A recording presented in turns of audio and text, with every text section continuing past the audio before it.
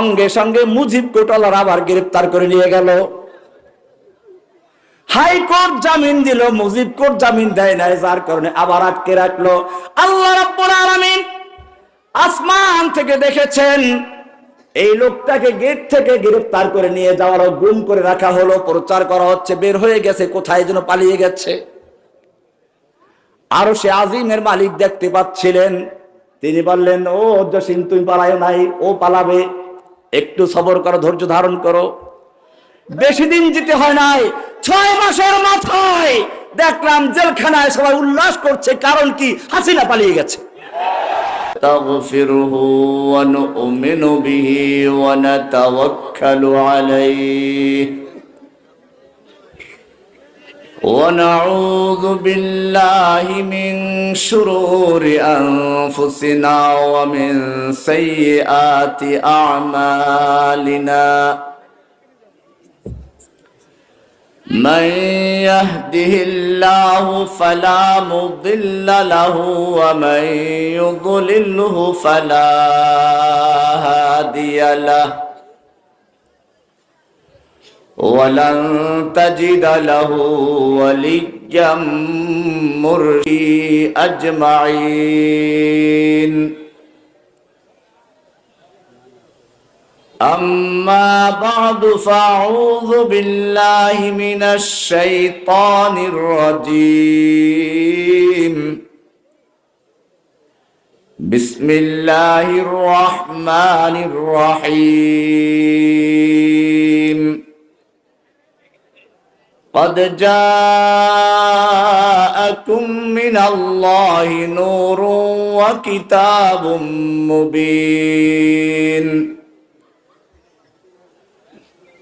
وعن معاوية بن أبي سفيان رضي الله تعالى عنهما قال قال رسول الله صلى الله عليه وسلم من يرد الله به خيرا يفقهه في الدين.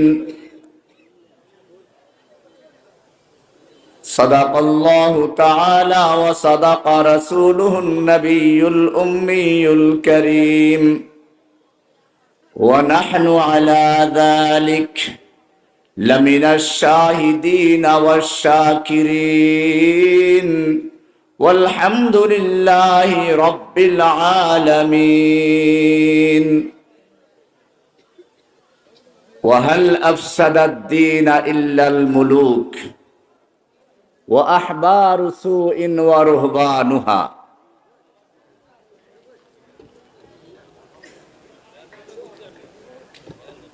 অদ্য 15 নভেম্বর রোজ শুক্রবার ময়মনসিংহের ফুলবাড়িয়ার অন্তর্ভুক্ত ভালুকজান বাজারে অবস্থিত জামিয়া আরাবিয়া বাহরুল উলুম কর্তৃক 2 দিন ব্যাপী মাহফিলের সমাপনী দিবসের সম্মানিত সভাপতি হযরত উলামায়ে কেরাম, বিভিন্ন স্থান থেকে আগত কোরআন এবং হাদিসের সঠিক অনুসারী তাওহীদি জনতা, আল্লাহ সুবহানাহু ওয়া তাআলার মহান দরবারে লাখো শুকরিয়া জ্ঞাপন করছি, যিনি আমাদেরকে অত্যন্ত ভালোবেসে, অত্যন্ত মেহেরবানি করে মানুষ হিসেবে সৃষ্টি করেছেন। এজন্য বলি আলহামদুলিল্লাহ। ওয়ালাকাদ কাররামনা বনি আদম, আমি বনি আদমকে সম্মানিত করেছি। লাকাদ খালাকনাল ইনসানা ফি আহসানি তাকওয়িম, আমি মানুষকে সবচেয়ে উত্তম আকৃতি গঠন দিয়ে তৈরি করেছি। কে বলেছেন? মানুষ সৃষ্টি করেছেন কে? নাকি বানর থেকে? আল্লাহ সুবহানাহু ওয়া বানর থেকে কেন এর কারণটা আমি কোরআন থেকেই দেখাবো, দলিল কোরআনী। ওরা যে বানরের বাচ্চা কোরআনই আছে। আল্লাহ রাব্বুল আলামিন মানুষকে জ্ঞান অর্জন করার জন্য কয়েকটা মাধ্যম দান করেছেন। তিনটা মাধ্যম। কয়টা? আমি কিন্তু পরে সবক নিব, পড়া নিব। পাশ করলে পুরস্কার থাকবে, পাশ না করলে কি করার আছে, শাস্তি তো আর দেওয়া যাবে না, বড় ছাত্র তো সব। জ্ঞান অর্জনের মাধ্যম কয়টা? এক নাম্বার আল হাওয়াসুল খামসা, পঞ্চ ইন্দ্রিয়। চোখ দিয়ে দেখি, কান দিয়ে শুনি, নাক দিয়ে ঘ্রাণ নেই, জিহ্বা দিয়ে মজা নেই, ত্বক দিয়ে স্পর্শ করে অনুভূতি শক্তির মাধ্যমে আমরা জ্ঞান অর্জন করি। কয়টা হলো? এই পাঁচটা মিলে একটা ইন্দ্রিয়, বাহ্যিক ইন্দ্রিয়। কিন্তু এইগুলোর কাজ কি? চোখ দিয়ে দেখলো, দেখার কাজ শেষ, ক্যামেরার মতো ছবিটা নিল, এরপরে বাকি কাজ করে কে? উদাহরণস্বরূপ একজন যুবক রাস্তার একটা সুন্দরী মেয়েকে দেখলো, দেখলো কে? চোখ। কে দেখলো? চোখ দিয়ে দেখলো, দেখার কাজ শেষ, চোখের কাজ শেষ, এরপরে বাকি কাজ করে কে? বাকি কাজ করে চোখের কাজ যেখানে শেষ, ইন্দ্রিয়ের কাজ যেখানে শেষ, কান দিয়ে শুনলো, শোনার কাজ শেষ, নাক দিয়ে ঘ্রাণ নিল, ঘ্রাণ নেওয়ার পরে ওটার কাজ শেষ হয়ে গেল, জিহ্বা দিয়ে মজা নিল, তার কাজ শেষ হয়ে গেল।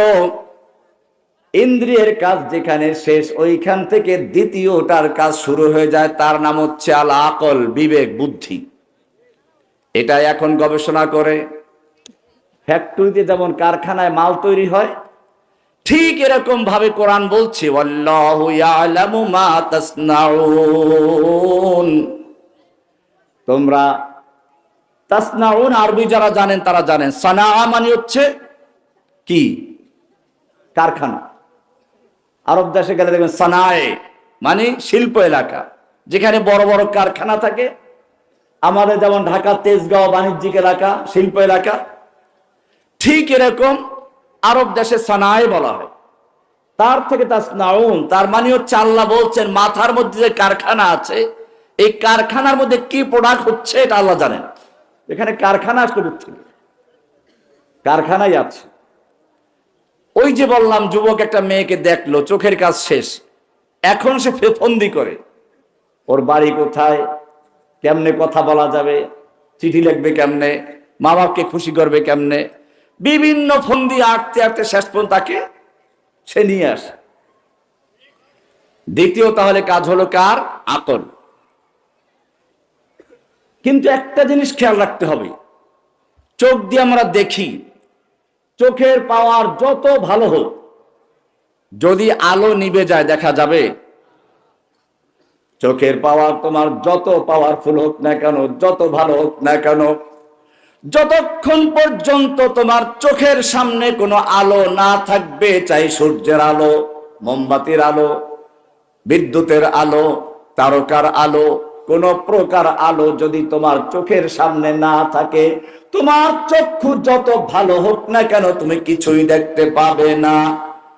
আল্লাহ রাব্বুল আলামিন বলেন তোমার দ্বিতীয় যে ইলমটা আছে জ্ঞান, এই জ্ঞান দিয়েও তুমি দেখতে পাবে না, জ্ঞান চক্ষু দিয়েও কিছু বুঝতে পারবে না, যতক্ষণ পর্যন্ত জ্ঞান চোখের সামনে আর একটা আলো না আসবে। সেই আলো হচ্ছে আল কোরআনুল কারীম। ধরে বলেন সুবহানাল্লাহ। قد جاءكم من الله نور وكتاب مبين। আল্লাহ রাব্বুল আলামিন বলেন আল্লাহর পক্ষ থেকে নূর এসেছে, নূর, আলো এসেছে, আলো। এই আলোটা কি? قد جاءكم من الله, আল্লাহর থেকে আলো এসেছে। ওয়া কিতাবুম মুবিন, সেটা হচ্ছে কিতাবে মুবিন, স্পষ্ট কোরআন, বর্ণনাকারী কোরআন। এই যে কোরআনের হাফেজ গেল, এই কোরআনের জ্ঞান যতক্ষণ পর্যন্ত না থাকে অতক্ষণ পর্যন্ত সে মানুষ নয়, আসলে সে বানরের বাচ্চা। দলিল লাগবে না? আমার বক্তব্য যারা জানেন তারা তো জানেন, দলিল ছাড়া কথা বলা মুনাসিব না। সবাই আমার থেকে দলিল চায়। এবার দলিল নেন। বানর যে বললাম, ওরা যতক্ষণ পর্যন্ত জ্ঞান চোখের সামনে কোরআনের ওহীর আলো না জ্বলবে, অতক্ষণ পর্যন্ত তুমি যত বড় বিজ্ঞানী হও, তুমি মানুষ নও। এজন্যই দেখা যায় ঢাকা বিশ্ববিদ্যালয়ের থেকে লেখাপড়া করে বের হয় পহেলা বৈশাখে বাঘের মুখোশ, ভল্লুকের মুখোশ, উল্লুর মুখোশ, বাঘের মুখোশ, হিংস্র প্রাণী শুকরের মুখোশ, এইসব পরে বের হচ্ছে। কেন? ওরা জানান দিচ্ছে, ও বিশ্ব জাতি, ও বাংলাদেশি জনগণ, তোমরা জেনে রাখো, আমরা যত বড় বিশ্ববিদ্যালয় থেকে পড়াশোনা করি, যত বড় ডিগ্রি অর্জন করি না কেন, আমরা কিন্তু মানুষ নই, আমরা কিন্তু পশু হয়ে তোমাদেরকে ধর্ষণ করার জন্য, ছিনতাই করার জন্য, ডাকাতি করার জন্য, বাঘ ভল্লুক যেরকম মানুষকে চিরে চিরে খায়, এরকম ধ্বংস করার জন্য কিন্তু আমরা আবির্ভূত হচ্ছি। এটা কারণ কি? এবারে দলিল। আর রহমান আল্লামাল কুরআন খালাকাল ইনসান। তিনটা আয়াত। আর রহমান কার নাম? আর রহমান, এই রহমান নাম থেকে জামিয়া রহমানিয়া। আর যেহেতু আমি ওখানের ফারেক, ওখানের উস্তাদ ছিলাম, সেখান থেকে রহমানি। নিসবত কার সাথে? আল্লাহর সাথে। আর রহমান আল্লামাল কোরআন, শিক্ষা দিয়েছেন কোরআন। আল্লামাল, তারপরে খলাকাল ইনসান। উল্টো হয়ে গেল না? আপনারা কি দুনিয়াতে আসার আগে কোরআন শিক্ষা করে এসেছেন, না দুনিয়া আসার পরে কোরআন শিখেছেন? তাহলে হওয়া দরকার ছিল এরকম, আর রহমান খলাকাল ইনসান আল্লামাল কোরআন। রহমান সৃষ্টি করেছেন ইনসান, মানুষ, এরপরে কোরআন শিক্ষা দিয়েছেন। কিন্তু বিষয়টা উল্টো হয়ে গেল না? উল্টা হওয়াটাই এখানে কারণ, এটাই দলিল। আল্লাহ রাব্বুল আলামিন জানিয়ে দিলেন, আর রহমান আল্লামাল কোরআন, রহমান শিক্ষা দিয়েছেন কোরআন। এই কোরআন যতক্ষণ পর্যন্ত শিক্ষা না করবে, সে যদিও মানুষের ঘরে জন্মগ্রহণ করেছে, তার দুটো পা থাকুক না কেন, তারপরেও সে মানুষ নয়। সে ইঁদুর হতে পারে, বাদর হতে পারে, উল্লু হতে পারে, ভল্লু হতে পারে, বাঘ হতে পারে, সিংহ হতে পারে, পেঁচা হতে পারে, ভূতুড় হতে পারে, মানুষ হতে পারে না।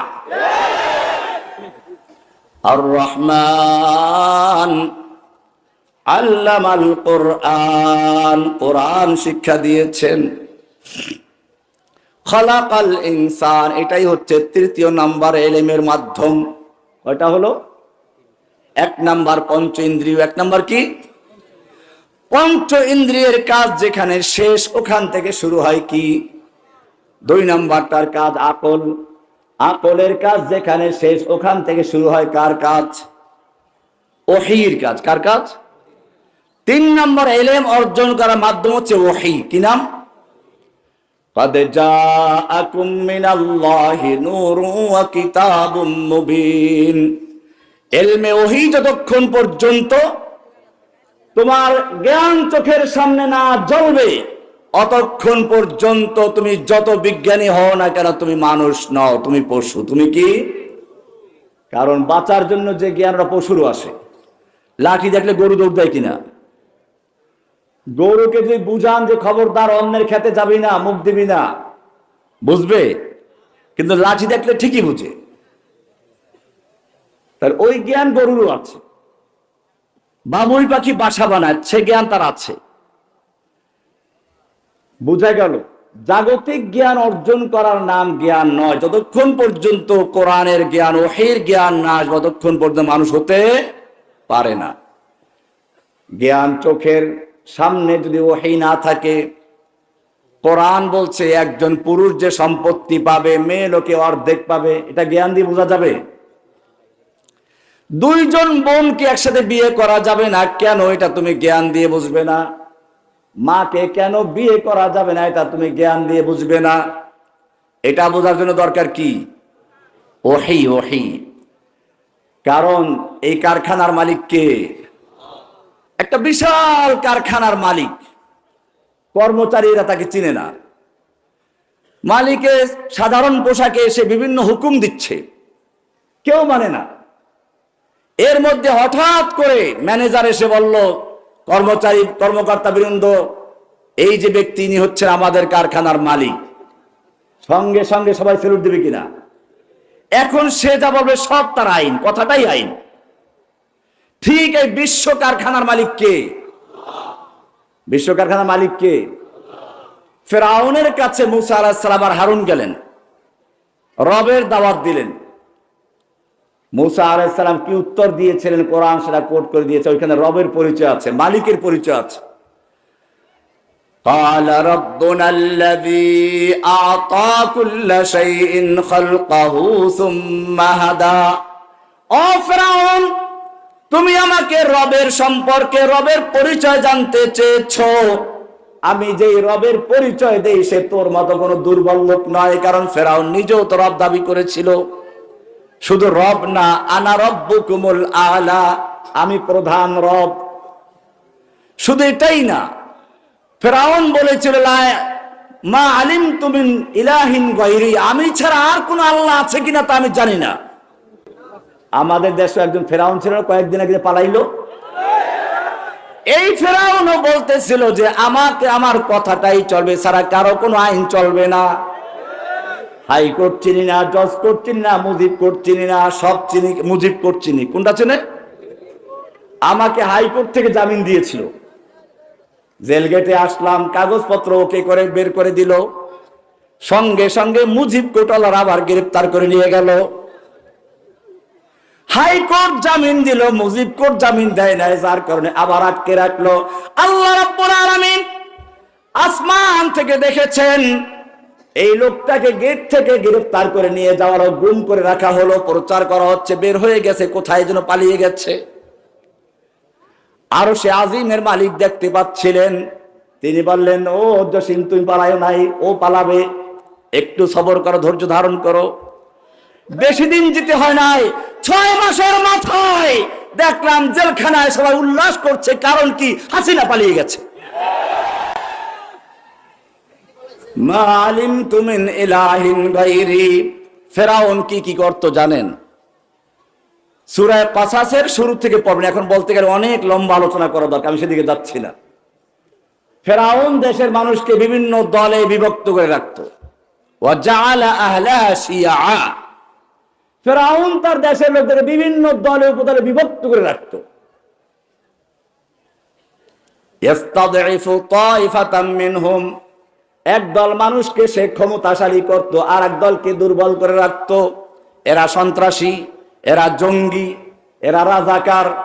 এইভাবে আলেমদেরকে যুগে যুগে তারা শাসকরা কষ্ট দিয়েছে। শুধু এ পর্যন্তই না, ইতিহাস বলতে গেলে অনেক লম্বা ইতিহাস। শাসকরা কিভাবে আল্লাহর দিনকে ধ্বংস করেছে। এই দেশ যখন ইংরেজরা দখল করেছিল, ইংরেজদের লিডাররা দেশের দালালদেরকে, হিন্দুদেরকে, শিখদেরকে এবং দালাল কিছু আলেমদেরকে জড়ো করলো। তাদের কাছে পরামর্শ চাইলো, আমরা ভারতবর্ষ দখল করেছি, বলো আমাদের শাসন ব্যবস্থা কি করে টিকবে, স্থায়ী হবে। এদেশের দালালরা বলল, দেখো এই ভারতবর্ষে তোমাদের ইংরেজদের শত্রু একমাত্র শুধুমাত্র মুসলমান।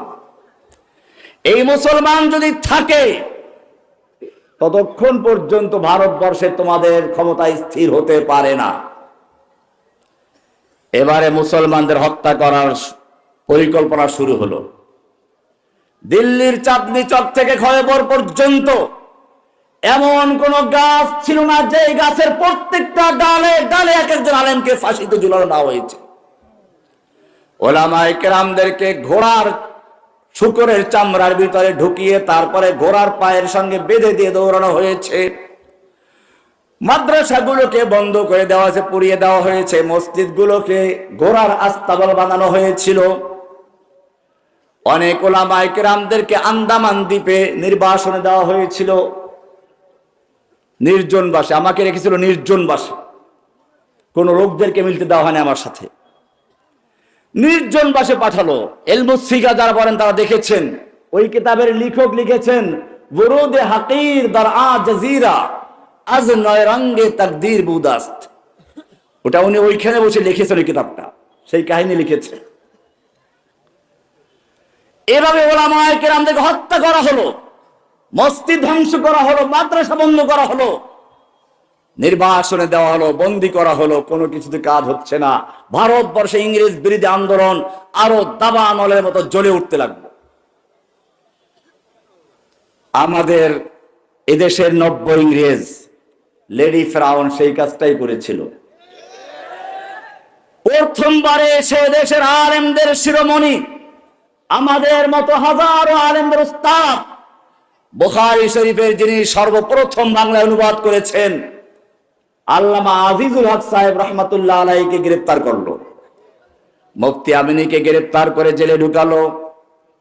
এরপরে দ্বিতীয়বার যখন ক্ষমতায় আসলো, শাইখুল হাদিসের ছেলেকে জেলে ঢুকালো, তার ছাত্র রহমানীকে জেলে ঢুকালো, সাইদিকে জেলে ঢুকালো, কোনো মাসলাক বাদ দেয় নাই, সব জেলে ঢুকিয়ে এরপরেও যখন দেখলো যে না এতেও তো শেষ হয়ে যাচ্ছে না, এবার ইংরেজরা পরামর্শে বসলো, তোমাদের পরামর্শ অনুযায়ী মাদ্রাসা বন্ধ করলাম, মসজিদ বন্ধ করলাম, মাদ্রাসাগুলোকে মসজিদগুলোকে ঘোড়া রাস্তা বানালাম, আলেমদেরকে হত্যা করলাম, এখনো কেন ইংরেজ বিরোধী আন্দোলনটা জ্বলে উঠতে শুরু করলো।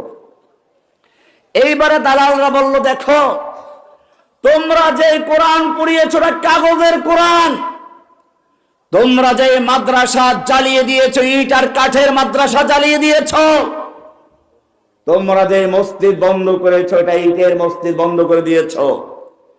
কিন্তু এই যে মাদ্রাসার বাচ্চারা এখন পাগড়ি নিল, 12-13 বছরের বাচ্চা, প্রত্যেকের অন্তরের ভিতরে 30 পারা কোরআন সংরক্ষিত রয়েছে।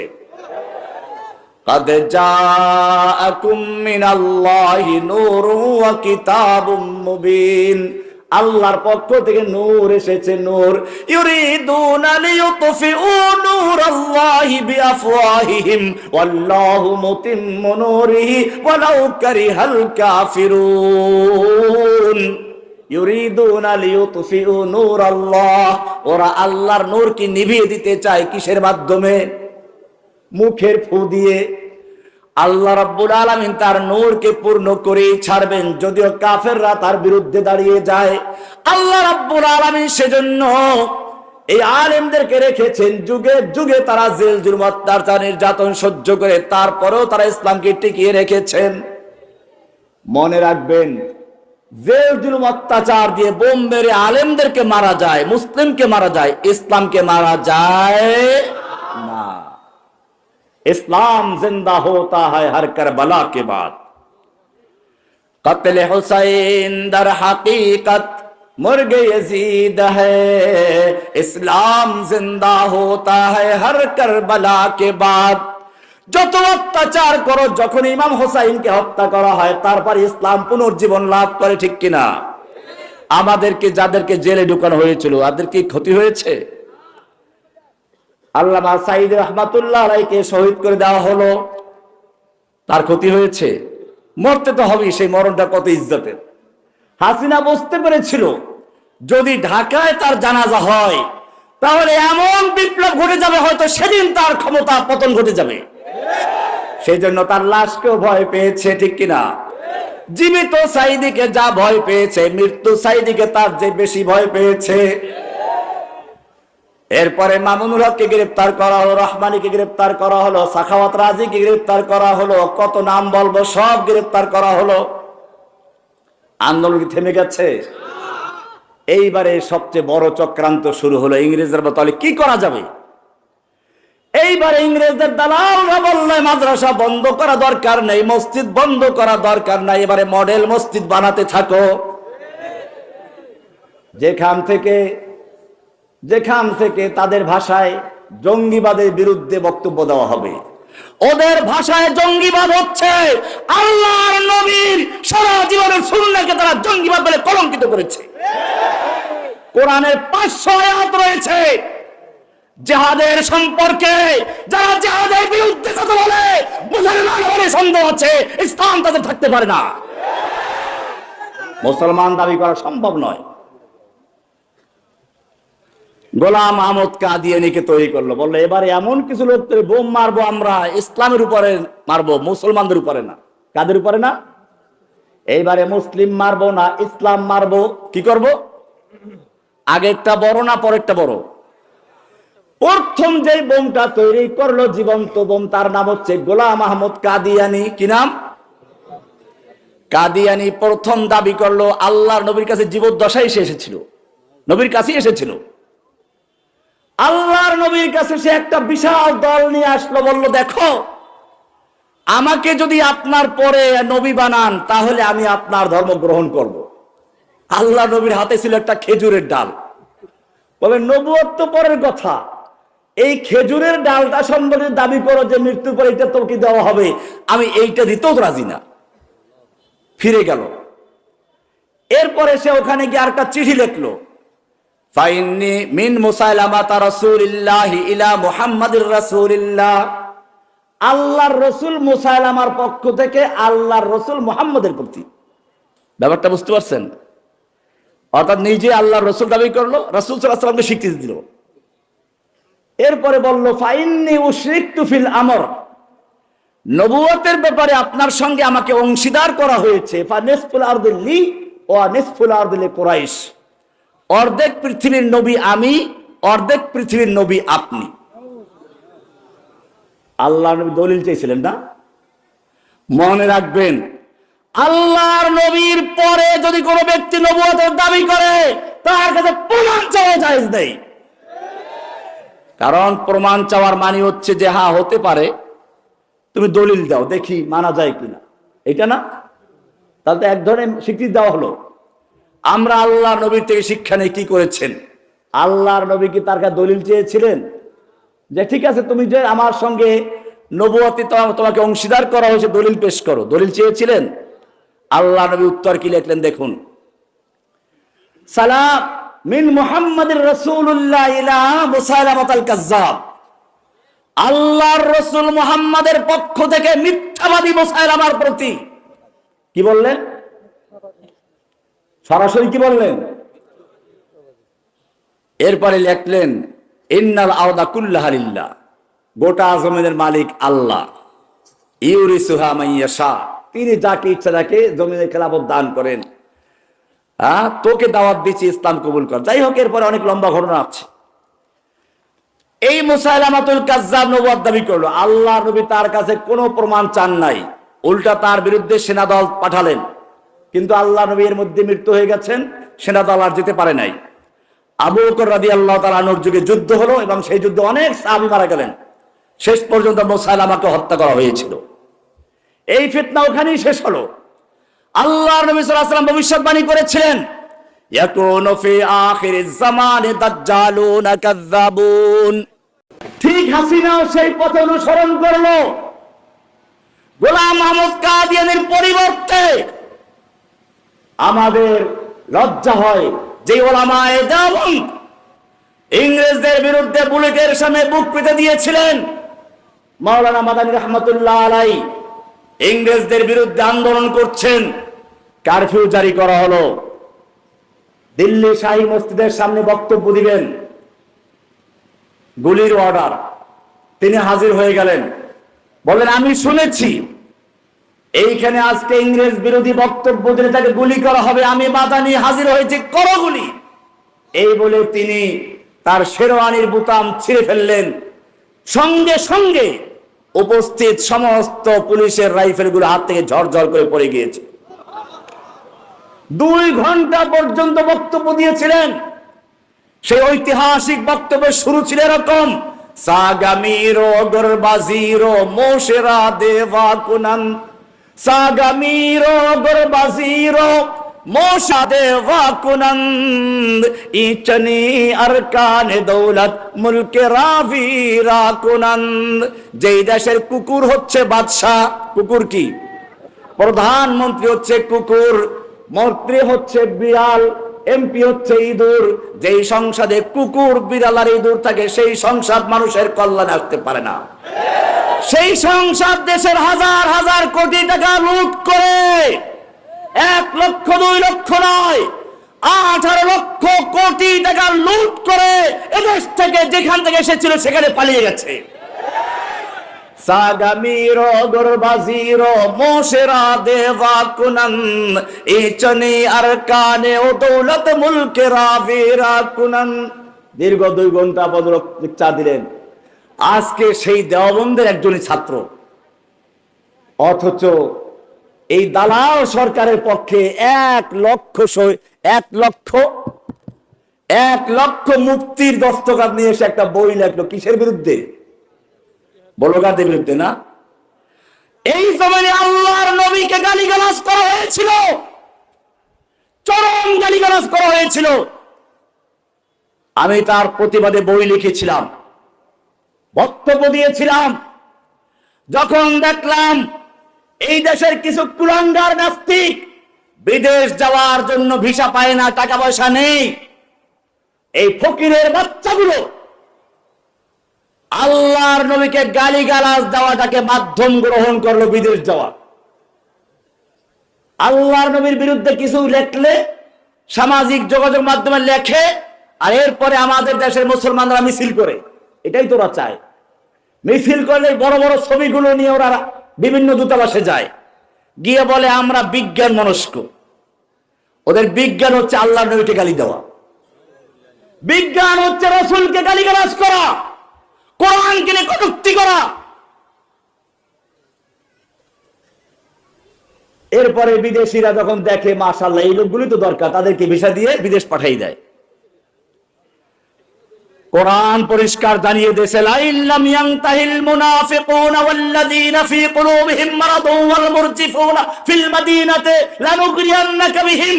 হে নবী, আপনি ওদেরকে জানিয়ে দেন যাদের অন্তরে মুনাফিকের রোগ আছে, ইসলাম বিদ্বেষী রোগ আছে, আপনাকে যারা কটূক্তি করে গালিগালাজ করে, এরা যদি বিরত না হয়, লানুগরিয়ান্নাকা বিহিম, আমি তাদের বিরুদ্ধে আপনাকে খেপিয়ে দিব, উত্তেজিত করে দিব। উত্তেজিত আমি করেছি না আল্লাহ নিজে করতেছেন? আমাকে আদালতে প্রশ্ন করা হয়েছে, আমি এই কথাই বলেছিলাম, এই বই লেখা যে অপরাধ হয় তার আমি 3 নম্বর অপরাধী। আল্লাহ তাআলা বলেছেন লানুগরিয়ান্নাকা বিহিম, আমি তোমাকে তাদের বিরুদ্ধে খেপিয়ে দিব। সুম্মা লা ইউজাবিরুনাকা ফিহা ইল্লা কালিলা, এরপরে তারা এখানে আর বসবাস করতে পারবে না, অল্প দিনই পারবে। মালউনিন, যে কয়দিন থাকবে অভিশপ্ত হয়ে থাকবে, লাঞ্ছিত হয়ে থাকবে। আইনামা সুকিফু, উলামায়ে কেরামদেরকে বলবো ইসমাউ, ভালো করে শুনো, মারুফ না মাজহুল? আইনামা সুকিফু, মারুফ না মাজহুল? কোরআনের উসলুব হচ্ছে, হুদুদের ক্ষেত্রে বলেছে আয-যানিয়াতু ওয়াজ-যানি ফাজলিদু কুল্লা ওয়াহিদিন মিনহুমা, জিনাকারিনী আর জিনাকারী ওদেরকে তোমরা পাথর মারো, ওদেরকে তোমরা জেলদ লাগাও, দোররা লাগাও। এটাকে মারুফ না মাজহুল? মারুফ। ওয়াস-সারিকু ওয়াস-সারিকাতু ফাকতাউ আইদিয়াহুমা, মারুফের সিগা ব্যবহার করা হয়েছে, অ্যাক্টিভ। অপরদিকে যখন আল্লাহ এবং রাসূলের শান এবং মান নিয়ে কথা এসেছে তখন আর একটি ব্যবহার করা হয় নাই। আইনামা সুকিফু, যেখানে ওদেরকে পাওয়া যাবে, মাজহুলের সিগা বলা হয়েছে। উখিযু, ওদেরকে পাকড়াও করা হবে। ওয়াকুতিলু তাকতিলা, ওদেরকে নির্মমভাবে টুকরো টুকরো করে হত্যা করো। কে বলেছেন? আল্লাহ। কুতিলু ভাবে তাফঈলের থেকে আসছে, এমনি কুতিলু তাকতিলার মাসদার ব্যবহার করে তাকিদ, মাফউল মুতলাক তাকিদ। কার কথা? মাজহুল কাকে বলে?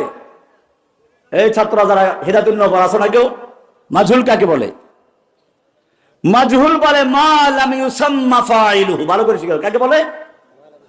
মাজহুল হলো মা লাম ইউসাম্মা ফাইলুহু, যেই ফেলের ফাইল উল্লেখ থাকে না তাকে বলা হয় কি? মাজহুল। কর্তা উল্লেখ থাকে না, প্যাসিভ। আল্লাহ রাব্বুল আলামিন বলেছেন, আমাকে নিয়ে যারা কটূক্তি করবে, আমার রাসূলকে নিয়ে যারা কটূক্তি করবে, 57 নম্বর সূরা, সূরা আহজাব থেকে, সূরা আহজাব 33 নম্বর সূরা 57 নম্বর আয়াতে শুরু হয়েছে আলোচনা, লাস্ট থেকে ফয়সালা। আইনামা সুকিফু, ওদেরকে যেখানে পাওয়া যাবে, উখিযু, পাকড়াও করা হবে। ওয়াকুতিলু তাকতিলা, ওদেরকে হত্যা করা হবে। কে বলেছেন? আইনামা সুকিফু খিযু ওয়া কুতিলু তাকতিলা সুন্নাতাল্লাহ, এটাই হচ্ছে আল্লাহর রীতি। এটা কার রীতি? সুন্নাতাল্লাহিল্লাযীনা খালাউ মিন ক্বাবলু, এর আগেও যারা এরকম লোক অতিক্রম করেছে তাদেরকেই শাস্তি দেওয়া হয়েছে। ওয়ালান তাজিদা লিসুন্নাতিল্লাহি তাবদীলা, কিয়ামত পর্যন্ত আল্লাহর এই রীতির মধ্যে কোনো পরিবর্তন তুমি খুঁজে পাবে না। পরিবর্তন অধিকার কারো নাই, কে বলেছেন? এই আয়াতটাকে শুনিয়ে দিয়েছিলাম। আলহামদুলিল্লাহ, এদেশে আশেকে রাসূল কিছু আছে, মাদ্রাসার ছাত্র, স্কুল কলেজের ছাত্র, তারা জীবনের ঝুঁকি নিয়ে আল্লাহর নবীর শান এবং মান রক্ষার জন্য ময়দানে ঝাঁপিয়ে পড়েছিল এবং কুলাঙ্গার গুলোকে বিদেশ যাওয়ার ভিসা নয়, কবরে যাওয়ার ভিসা দিয়েছিল, চিরস্থায়ী ভিসা দিয়েছে। কোথায় চলে গেছে? দুনিয়া পুষে উঠলো, ওদের আদরের সন্তানদেরকে, সোনার সন্তানদেরকে কবরে পাঠাই দিল। কি সর্বনাশ করলো! রহমানীকে জেলে ঢুকাও, ওই ছেলেগুলো জেলে আছে। আমি আপনাদেরকে বলবো, যদি কিয়ামতের মাঠে আল্লাহর নবীর সুপারিশ পেতে চাও, হাউজে কাউসারের পানি আল্লাহর নবীর হাতে পান করতে চাও, তাহলে কিয়ামতের মাঠে এই যারা এখনো জেলে আছে, বলগার হত্যাকারী, এই ছেলেগুলোকে আল্লাহ নবীর সামনে দাঁড়াবে। আমাদেরকে ফাঁসির রায় দেওয়া হয়েছিল, কারাবন্দী করে রাখা হয়েছিল, এই মুসলমান আমাদের মুক্তির জন্য কোনো কাজ করে নাই। কিয়ামতে কি জবাব দেবে সেদিন? জবাব দেওয়ার জন্য তৈরি হয়ে যাও।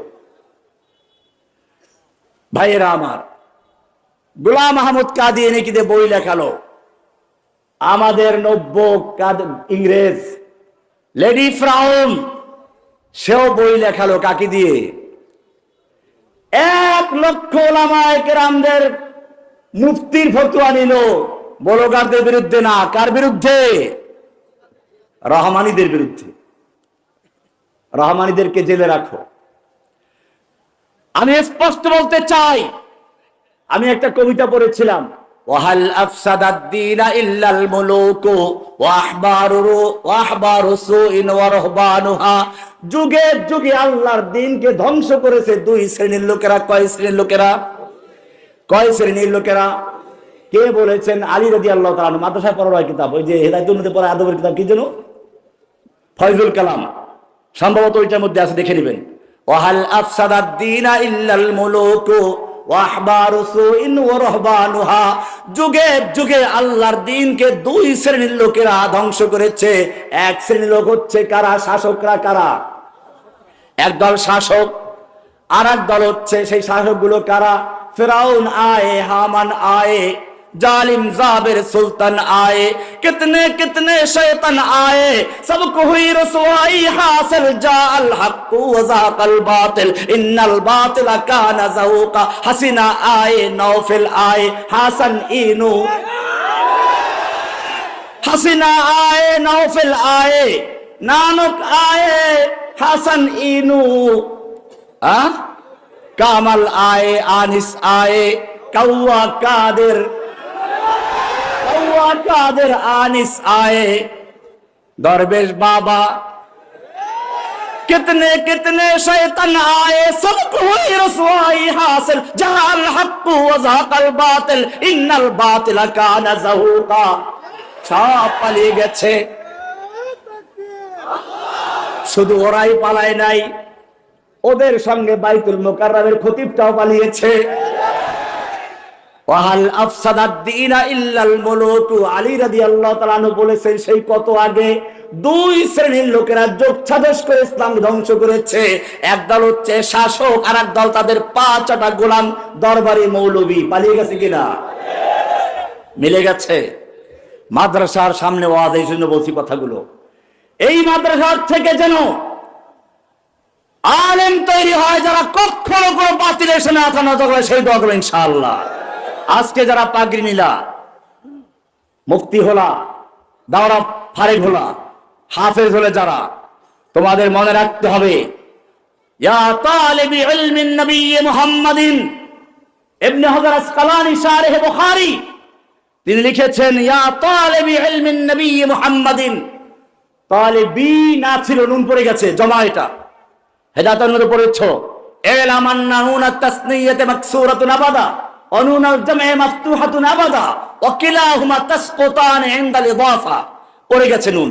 ইয়া তালিবি ইলমিন নবী মুহাম্মাদিন মা আনতুম ওয়া সাওয়াকুম বিসাওয়াইন। হে তালিবে ইলমরা, যারা আল্লাহর কোরআন শিক্ষা লাভ করছো, ওহির জ্ঞান যারা অর্জন করছো, আমার সামনে যারা শ্রোতা তারাও এর বাইরে নন। আপনারা এখানে বসেছেন কিসের জন্য? ইলম অর্জন করার জন্য না, নাকি বক্তার সুর শোনার জন্য, না সময় নষ্ট করার জন্য?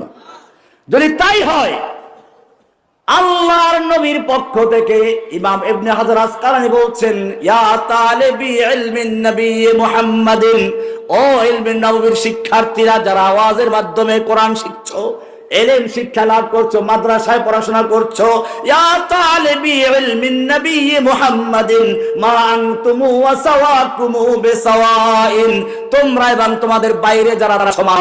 তোমরা হচ্ছে আল্লাহর সৃষ্টি মানুষ, আর তোমাদের বাইরে যারা ওরা পাগলের জন্ম দেওয়া বাচ্চা ছাড়া কিছুই না। আর রহমান আল্লামাল কোরআন খলাকাল ইনসান, তোমাদেরকে আল্লাহ কোরআনের জ্ঞান দান করেছেন। তোমরা হলাম মানুষ, ওদের কোরআনের জ্ঞান নাই, ওরা হচ্ছে কি পশু, বানরের বাচ্চা নাকি? আমরা বলছি না, ওরা বলে, ওরা নিজেরাই বলে, ঠিকই বলে, ওরা বানরের বাচ্চাই তো। কোরআন থেকে প্রমাণ করলাম। ভাইয়েরা আমার, মনে রাখতে হবে, এই যুগে যুগে ইসলামকে ধ্বংস করার জন্য সবচেয়ে বড় হামলা হয়েছে ইসলামকে পরিবর্তন করা, বিকৃত করা, ইসলামের কিছু বিষয়গুলোকে ভুল ব্যাখ্যা করা। এখন সবচেয়ে নির্যাতিত নিপীড়িত হচ্ছে জিহাদের অংশটা। মনে রাখতে হবে, আপনার আমার চেহারার চেয়ে আল্লাহ নবীর চেহারা সুন্দর ছিল না খারাপ ছিল?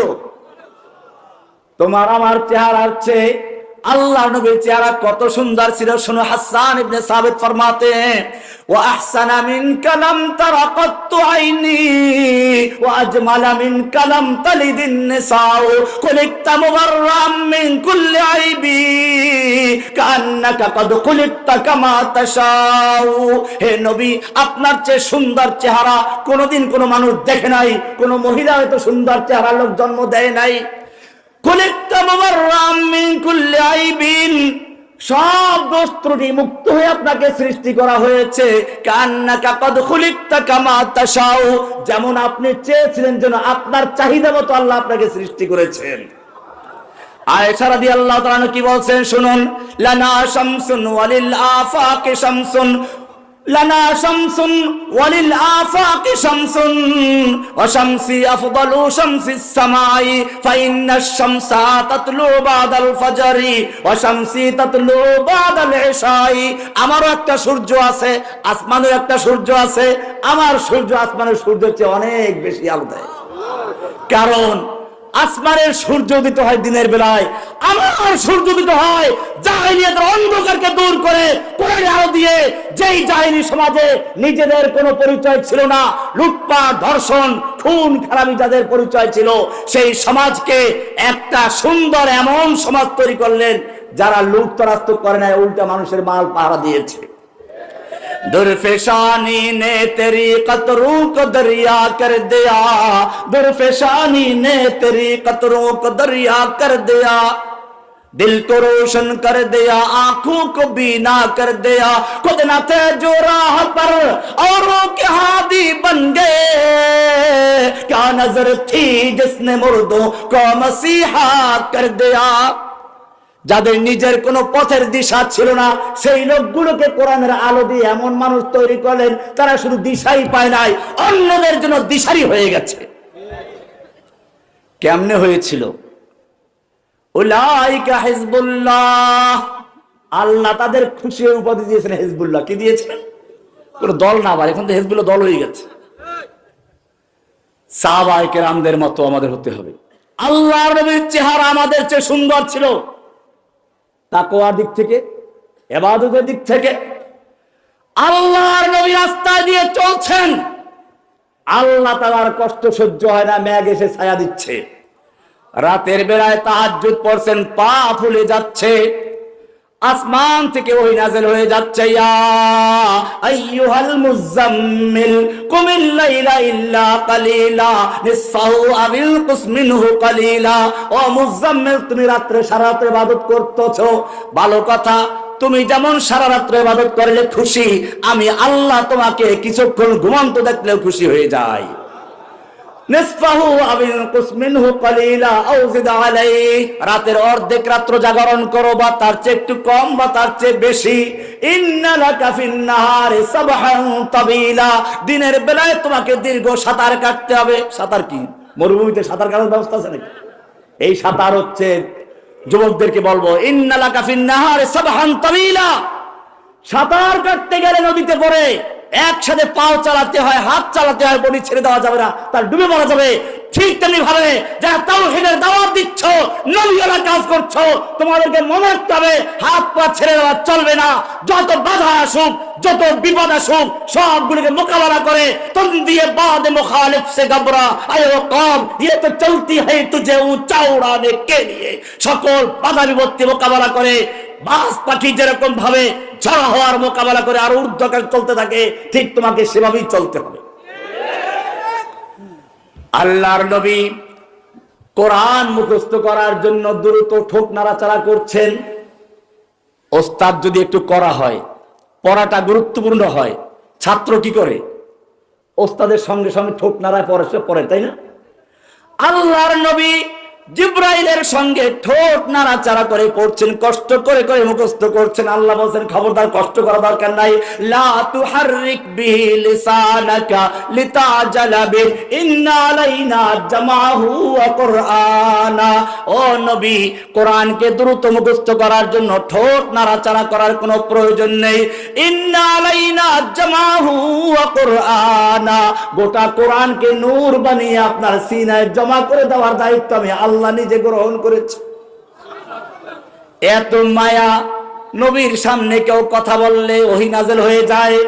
ইয়া আইয়ুহাল্লাযীনা আমানু লা তারফাউ আসওয়াতাকুম ফাওকা সাওতিন নবী ওয়া লা তাজহারু লা, খবরদার নবীর আওয়াজের চেয়ে জোরে আওয়াজে কথা বলো না। এমনটা যদি করো তোমাদের জীবনের সমস্ত আমল বরবাদ হয়ে যাবে, টেরও পাইবা না। কে বলছেন? এত মায়া যেই নবীর সঙ্গে, সেই নবীকে যখন তায়েফে মারা হচ্ছিল, আল্লাহ তাআলা দেখতে পাচ্ছিলেন কিনা? কয়েকদিনের আপনারা দেখেছেন হয়তো, আমি তায়েফের ময়দানে গিয়ে বক্তব্য দিয়েছি। পাহাড়ে উঠে দেখলে গাছ আছে, গাছটাকে ঘোড়া বানাইলাম। দেখেন নাই? কেউ দেখেছেন? না দেখে দেখবেন। সেই তায়েফের মাঠের পাহাড়ের উপরে উঠে সেখানে একটা গাছ পেয়েছি, গাছের উপরে বসে ঘোড়া বানিয়ে বক্তব্য দিয়েছি। কারণ ওই জায়গা সেই জায়গা যেখানে আমার নবীকে তাওহীদের দাওয়াত দেওয়ার কারণে ইসলাম তো কবুল করলো না, বরং তাকে দুষ্ট ছেলেদেরকে লেলিয়ে দেওয়া হলো, পাথর মারা হলো। আমার নবী লুটিয়ে পড়লেন, দুষ্ট ছেলেরা আবার তাকে তুলে নিয়ে পাথর মারতে শুরু করলো। আল্লাহর নবী দৌড় দিয়ে একটু দূরে চলে গেলেন, পড়ে গেলেন, আবার পাথর মারা শুরু হলো, তৃতীয়বার পড়ে গেলেন। ওরা মনে করলো লোকটা বোধহয় মারা গেছেন, এবারে ছেড়ে চলে গেল। আল্লাহর নবীর সাথে ছিল যায়েদ, তাকে বলে একটু পানি আনো। বাগানে গেলেন, খেজুর খেলেন, কিছু আঙ্গুর দিল, ওই লোকেরা খেলেন। এরপরে রক্তগুলোকে আবার মাখা শুরু করলেন, উযু করলেন, আল্লাহর কাছে দোয়া করছেন। এর মধ্যে জিবরাইল এসে হাজির। ইয়া রাসূলুল্লাহ, আপনার সঙ্গে তায়েফবাসী যে আচরণ করেছে আল্লাহ তাআলা দেখতে পেয়েছেন।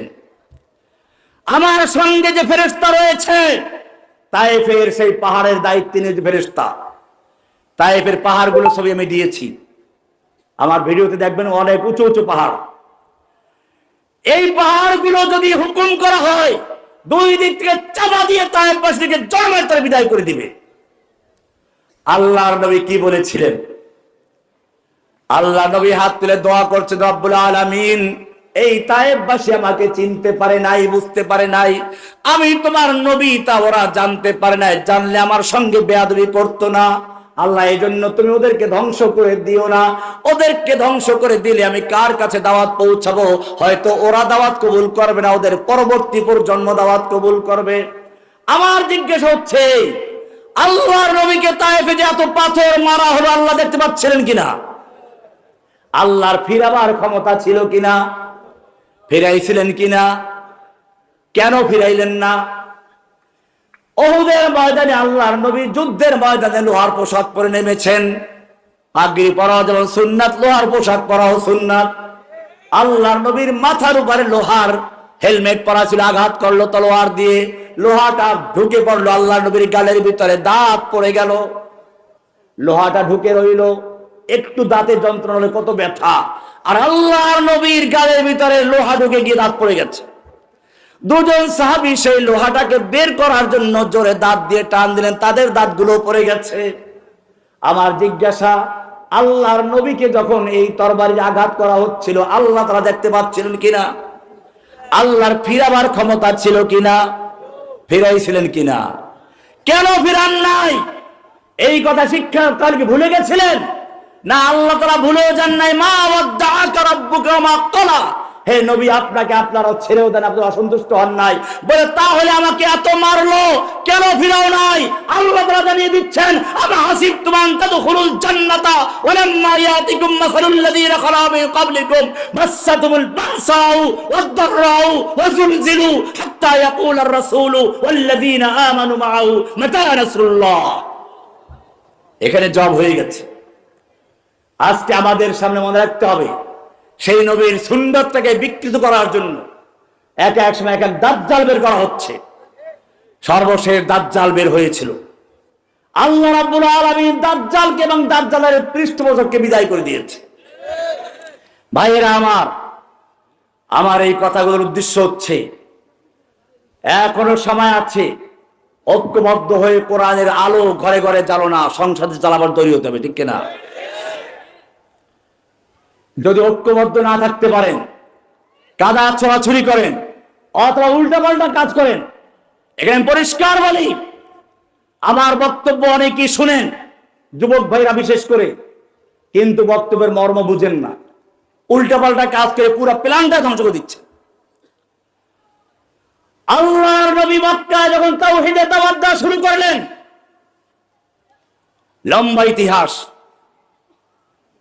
আবু বকর, ওমর, ওসমানরা ইসলামের ছায়াতলে আসলেন। হামজার মতো বীর পুরুষ, ওমরের মতো লৌহ মানব ইসলামের ছায়াতলে এসে গেছে। ইচ্ছে করলে রাতের আধারে কয়েকটা মূর্তি ভাঙতে পারতেন কিনা? ভেঙেছিলেন? কেন ভাঙেন নাই? ভালো করে বুঝো। আজকে যদি মূর্তি ভাঙ্গি, কালকে ওরা মূর্তি আরো পাথর দিয়ে শক্ত করে তৈরি করবে, সরকার বানিয়ে দেবে, ঠিক কিনা? বানায় না রামুতে? কি একটা পুরাতন মন্দির ভেঙে দিয়েছে, এখন পাথর দিয়ে এমন সুন্দর তৈরি করে দিয়েছে, এখন পর্যটন কেন্দ্র হয়ে গেছে। আল্লাহর নবী এইটা বলেন নাই, মক্কায় তিনি কোনো মূর্তি ভাঙেন নাই। কারণ এখন যদি মূর্তি আমি ভেঙে দেই, ওরা কালকে চেয়ে শক্তিশালী মূর্তি তৈরি করবে।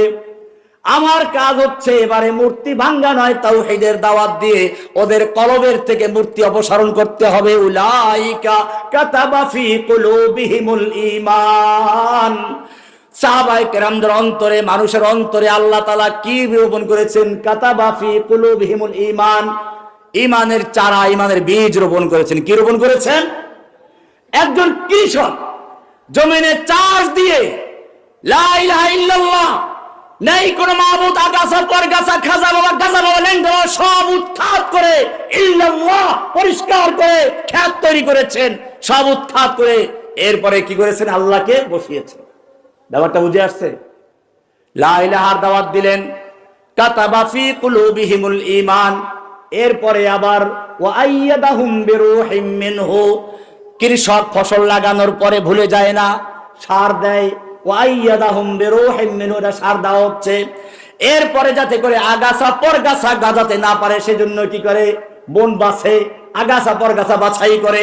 আল্লাহ বলছেন ওয়া যায়্যানাহু ফি কুলুবিকুম, এরপরে চতুর্দিকে বেড়িবাঁধ দেয় যাতে করে রাক্ষসী মাছ ঢুকতে না পারে, লোনা পানি ঢুকতে না পারে। ওয়া কাররাহা ইলাইকুমুল কুফরা ওয়াল ফুসুকা ওয়াল ইসয়ান উলাইকা হুমুর রাশিদুন। সুতরাং তোমাদেরকেও সেই ঈমানের বীজ বপন করতে হবে, তাওহীদের দাওয়াত দিতে হবে, লা ইলাহা ইল্লাল্লাহ। এটা আমাদের কর্মসূচি, মক্কার প্রথম ধাপ। মনে রাখতে হবে, আমাদের যখন শক্তি থাকবে না, আল্লাহ নবীর জীবনটা চারটা ভাগে বিভক্ত। আল মারহালাতুল উলা আস-সাবরু আদ-দাওয়াতু ইলাল্লাহ আস-সাবরু আলাল আযা ফি। প্রথম ধাপ হচ্ছে আল্লাহর দিকে মানুষকে দাওয়াত দেওয়া এবং সেখানে যত বিপদ আপদ আসবে সহ্য করে নেওয়া, যেটা আল্লাহ নবী তায়েফে দেখিয়েছেন, যেটা দেখিয়েছেন মক্কাতে। সাহাবায়ে কেরাম সেটাই করেছেন। আজকে তোমাদেরকেও সেই তাওহীদের দাওয়াত নিয়ে মাঠে নামতে হবে। প্রত্যেকটা ছেলেদের মেয়েদের অন্তরে যদি তাওহীদের বীজ রোপণ করা যায়, তাহলে জেনে রাখবে আজকে যেরকম ভাবে একটা গণবিপ্লব হয়েছে একটা স্বৈরাচারকে উৎখাত করার জন্য, ঠিক সেদিন বেশি দূরে নয় যেদিন তাওহীদের দাবিদাররা এই তাওহীদের চারাগুলো বড় হয়ে যাবে। সেদিন স্কুল থেকে, কলেজ থেকে, মাদ্রাসা থেকে, মসজিদ থেকে, সব জায়গার থেকে আবাবিলের মতো এসে হাসিনাকে যেভাবে তাড়িয়েছে, ঠিক সকল স্বৈরাচারকে তাড়িয়ে দিয়ে ইসলামের পতাকা উড্ডীন করে ছাড়বে ইনশাআল্লাহ। सबक पर फिर सदाकत का, अदालत का, शजाअत का लिया जाएगा काम तुझसे दुनिया के इमामत का। व आखिर दावाना अनिल हम्दुलिल्लाहि रब्बिल आलमीन। अस्सलामु अलैकुम व रहमतुल्लाहि व बरकातुहू।